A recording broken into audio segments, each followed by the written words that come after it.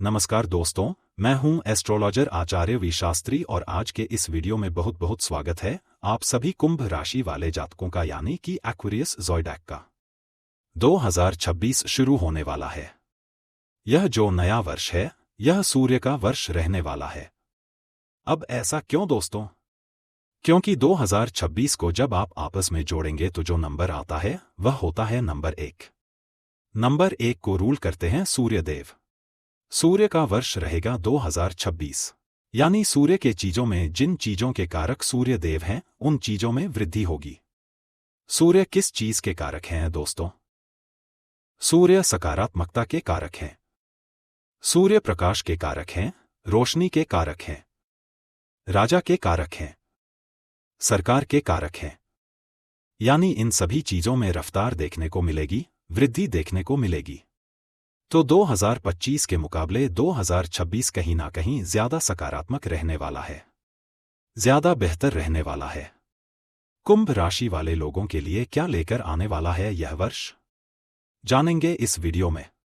दोस्तों, यह जो वर्ष है यह सूर्य का तो वर्ष है ही, लेकिन साथ में 4 ऐसे बड़े ग्रह जिनके गोचर और जिनका प्रभाव भी आपके जीवन में सर्वाधिक पड़ता है। वो 4 ग्रह हैं बृहस्पति, शनि, राहु और केतु। इन चारों ग्रहों के गोचर और इनके जो मूवमेंट है, इसका भी असर आपके जीवन में बहुत ज्यादा पड़ता है। बृहस्पति 2025 की तरह 2026 में भी अतिचारी रहेंगे, यानी बहुत जल्दी राशि परिवर्तन करेंगे। एक वर्ष के अंदर ही 3 राशियों के बीच भ्रमण करेंगे। पहले मिथुन राशि में रहेंगे वक्र अवस्था में, फिर मिथुन राशि में मार्गी होंगे, उसके बाद कर्क राशि में प्रवेश करेंगे और फिर सिंह राशि में प्रवेश करेंगे। बात करें शनि की, शनि मीन राशि में ही रहेंगे। पूरे वर्ष शनि राशि परिवर्तन नहीं करेंगे, लेकिन 26 जुलाई 2026 से लेकर 11 दिसंबर 2026 तक शनि देव वक्री रहेंगे। इसके अलावा राहु केतु भी अगले वर्ष राशि परिवर्तन नहीं करेंगे, लेकिन वर्ष के अंतिम महीने में यानी दिसंबर में 5 दिसंबर को राहु केतु का राशि परिवर्तन होगा। राहु जो कि अभी आपके पहले भाव में कुंभ राशि में ही है, वह मकर राशि में चले जाएंगे आपके 12वें भाव में, और केतु जो कि अभी आपके 7वें भाव में सिंह राशि में है, वह आपके 6ठे भाव में कर्क राशि में चले जाएंगे। बृहस्पति 11 मार्च तक मिथुन राशि में वक्री रहेंगे आपके 5वें भाव में, उसके बाद वह मार्गी हो जाएंगे आपके 5वें ही भाव में। बृहस्पति 2 जून को कर्क राशि में प्रवेश करेंगे और 31 अक्टूबर को बृहस्पति देव सिंह राशि में आपके 7वें भाव में प्रवेश करेंगे। अब दोस्तों, सूर्य का वर्ष रहेगा तो सूर्य आपकी राशि में 7वें भाव के स्वामी हैं। उस भाव को सबसे ज्यादा प्रभावित करेंगे सूर्यदेव। 7वां भाव क्या है दोस्तों? 7वां भाव आपके पत्नी का, आपके पति का, आपके स्पाउस का होता है। 7वां भाव आपके दाम्पत्य जीवन का होता है। 7वां भाव आपकी मैरिज का होता है। 7वां भाव आपके पार्टनरशिप का होता है, पार्टनरशिप के बिजनेस का होता है। 7वां भाव आपके सम्मान का, आपकी प्रतिष्ठा का होता है। 7वां भाव आपके डेली इनकम का, डेली वेजेस का भी होता है। तो इन्हीं सब चीजों पर फोकस रहेगा आपका। पूरे ही वर्ष इन्हीं सब चीजों पर आपकी एनर्जी जो है आपकी फोकस रहेगी।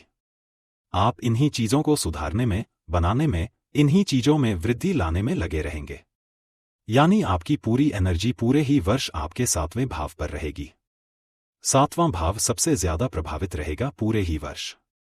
दोस्तों, केतु आपके 7वें भाव में बैठे हुए हैं, जिस वजह से दाम्पत्य जीवन में समस्याएं चल रही होंगी। वह समस्याएं आपके अगले वर्ष दूर हो सकती हैं, क्योंकि सूर्य का प्रभाव रहेगा। 7वें भाव के स्वामी मजबूत स्थिति में रहेंगे। पूरे ही वर्ष उनका प्रभाव देखने को मिलेगा, तो दाम्पत्य जीवन में सुधार आएगा। आपके स्पाउस को तरक्की मिल सकती है, या फिर आपके स्पाउस आपके पति या पत्नी की वजह से आपका सम्मान बढ़ सकता है समाज में। यानी वह कुछ ऐसा अचीव करेंगे जिस वजह से आपका सम्मान, आपकी प्रतिष्ठा बढ़ जाएगी समाज में।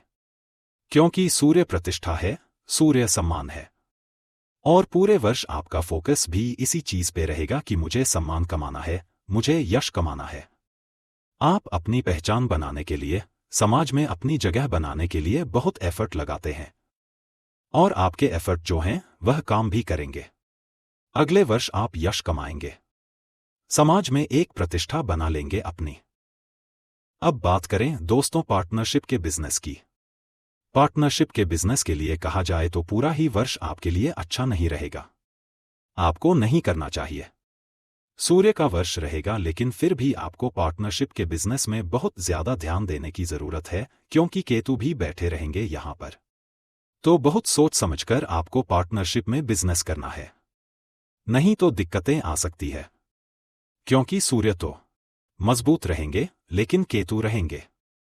केतु रह कर कहीं ना कहीं आपके पार्टनरशिप के बिजनेस में दिक्कतें ला सकते हैं। तो पार्टनरशिप के बिजनेस के लिए अगला वर्ष अच्छा नहीं कहा जा सकता। हेल्थ की बात करें दोस्तों तो राहु आपके पहले ही भाव में है। राहु रहस्यमयी होते हैं, तो हेल्थ रिलेटेड प्रॉब्लम्स आपको रह सकती हैं। ऐसी बीमारियों से आप परेशान रह सकते हैं जो कि पता ही ना चले। यानी आप डॉक्टर के पास जाएं और डॉक्टर भी ना समझ पाए कि आपको हुआ क्या है। तो इस तरह की रहस्यमयी बीमारियां देते हैं राहुदेव। आपको अपनी हेल्थ को लेकर बहुत कॉन्शियस रहना है अगले वर्ष, क्योंकि राहु पहले भाव में रहस्यमयी बीमारियां देते हैं। यानी दिक्कत क्या है यह अंत तक पता नहीं चलता कि परेशानी है क्या बॉडी में। तो सेहत को लेकर काफी कॉन्शियस रहना है आपको। सेहत का ध्यान देना है, आलस से त्यागना है, क्योंकि राहु जब पहले भाव में होते हैं तो थोड़े से आलसी बना देते हैं। और क्योंकि शनि की 7.5 भी चल रही है, 7.5 का अंतिम दौर है, तो हेल्थ को लेकर कॉन्शियस रहने की जरूरत है। आपको हेल्थ पर ध्यान देने की जरूरत है। लेकिन यह जो राहु है यह सतविशा नक्षत्र में रहेंगे, और यही वजह है कि जॉब अपॉर्चुनिटीज बहुत बनेंगी।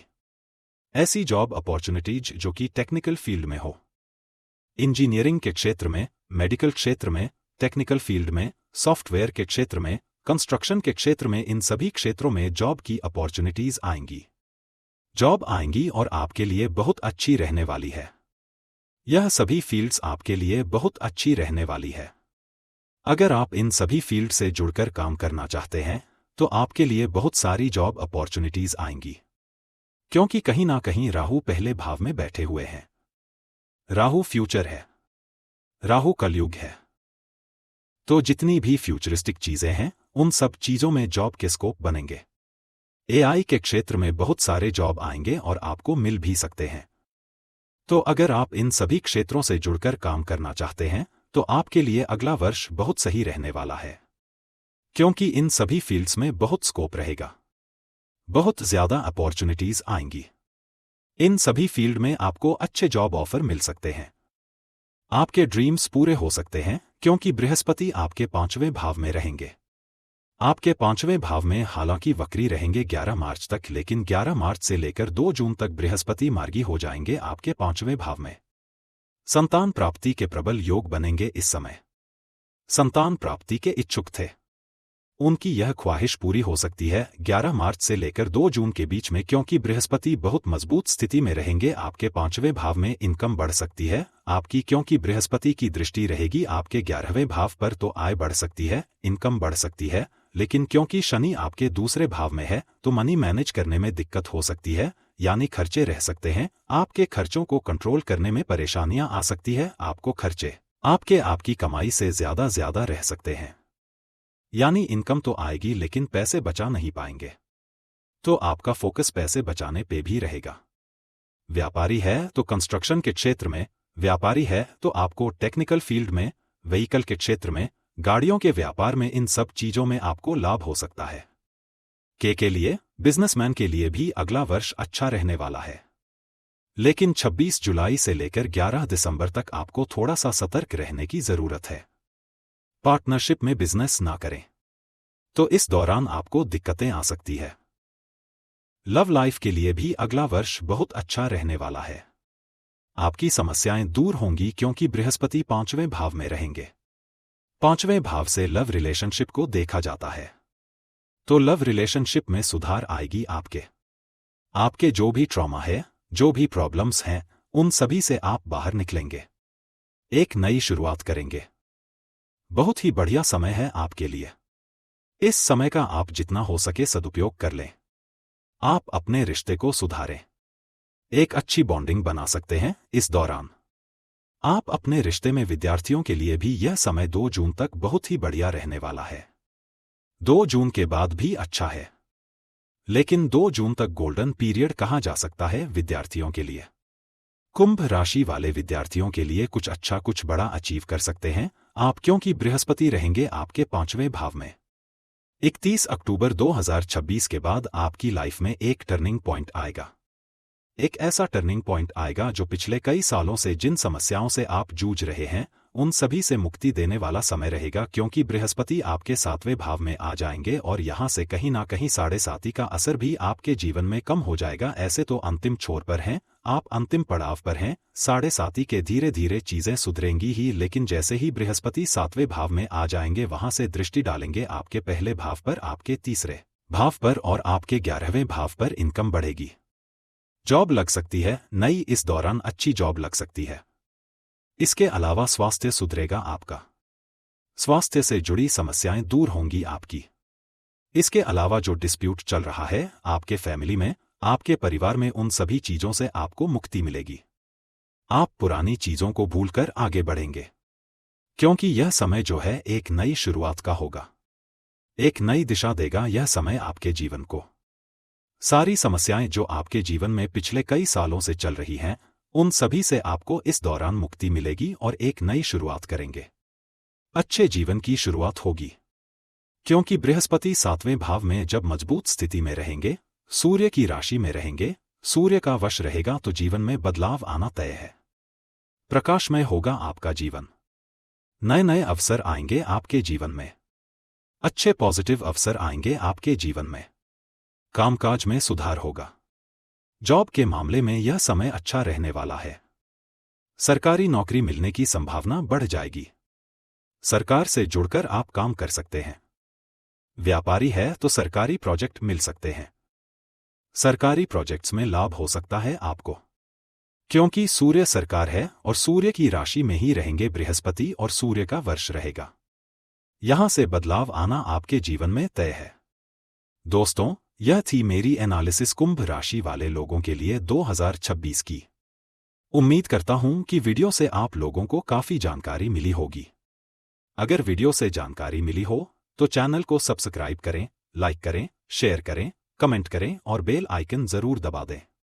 दोस्तों, उम्मीद करता हूं कि आने वाला वर्ष आप लोगों के लिए ढेर सारी खुशियां लेकर आएगा। तब तक के लिए जय माता दी, जय श्री राम।